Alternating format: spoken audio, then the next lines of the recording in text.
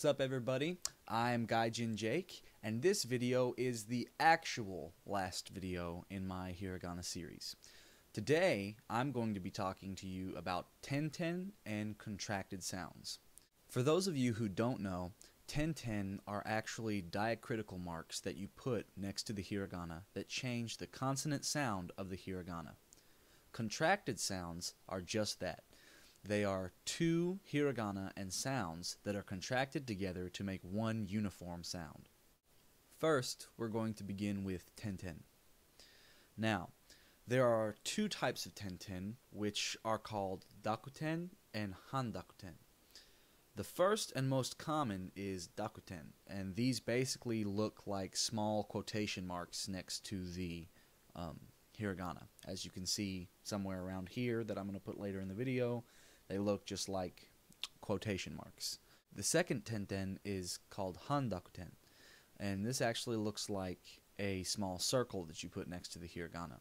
So now I'm just going to show you the examples of how you use the ten-ten and the sounds that they make.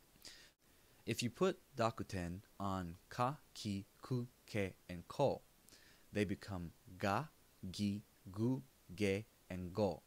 It's kind of like a guttural G sound. So it becomes from a K sound to a G to a G sound. Ga, gi, gu, ge, go. If you put dakuten and sa, shi, su, se, so together, they become a softer, almost Z sound, and they become za, ji, zu, ze, zo. If you'll notice, when you put the dakuten with shi, it's not a z, it's more of a j, like ji. So, za, ji, zu, ze, zo. When you add this to ta, chi, tsu, te, and to, they become da, ji, zu, de, do. If you'll notice that with chi and su, the ten-ten sound is the same as with shi and su. More commonly, you're going to see shi and su. The chi and su versions with the dakuten are not used very often, so you won't see those very often. I mean, you might see it, but not often. And finally, if you add dakuten with ha, hi, fu, he, and ho, they become ba, bi, bu, be, and bo. Handakuten are used on ha, hi, fu, he, and ho, and they become pa, pi, pu, pe, and po. Some people may find that ten-ten is a little tricky to get a hang of, and it is a little tricky in the beginning to remember which ones become which, but once you get a little bit more hang of it, it becomes a lot easier, and eventually it'll be very, very simple. And you'll kind of laugh that you had trouble with it.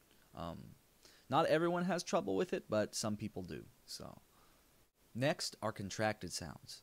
There are a few hiragana in Japanese that can be put together and make one uniform sound.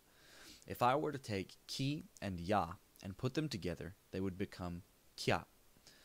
If you'll notice that when they're in the written form of the language, the latter hiragana becomes a little bit smaller to let you know that they are uniform sound. This can be used to make the following sounds: kya, kyu, and kyo; sha, shu, and sho; cha, chu, and cho; nya, nyu, and nyo; hya, hyu, and hyo; mya, myu, and myo; rya, ryu, ryo. You can also add ten-ten to the contracted sounds. These make gya, gyu, and gyo; ja, ju, and jo; bya, byu, byo; and pya, pyu, pyo. Just remember that when you see a smaller hiragana, that's to let you know that the two sounds are contracted together. Be careful, however, because if you see a small tsu, what that does is that puts more emphasis on the following consonant, and it is actually silent. So you need to be careful. For example, If I wanted to say that something was good in Japanese, I would say yokatta. If you'll notice, when it's written, yokatta is not pronounced yokatsuta. There is a small tsu that is a little bit smaller than a regular tsu. This is silent and puts a little bit more emphasis on the ta at the end of the word. So it is pronounced not yokatsuta, but yokatta. This may seem a little confusing at first, and to many people it is, but not to worry. Like all things, if you use a little bit of practice and patience, you'll get it. Well, that's all for today's video, everybody. If you have finished this video and all of my previous videos, then you should be able to read and write in Japanese using hiragana. Remember, though, that there are two other writing systems in Japanese called Katakana and kanji. These are very important parts of Japanese. Unfortunately, I won't be able to make a video on these before I leave for Japan. However, it is the 21st century, and I'm sure that using the internet, you can find many materials that will teach you how to learn these. These are probably more professionally done and probably more effective for you in the long run. If you've watched all my videos so far, I just want to say thank you very much, and I appreciate it. I only wish that these videos have helped you in any way, even if it was very small. Until next time.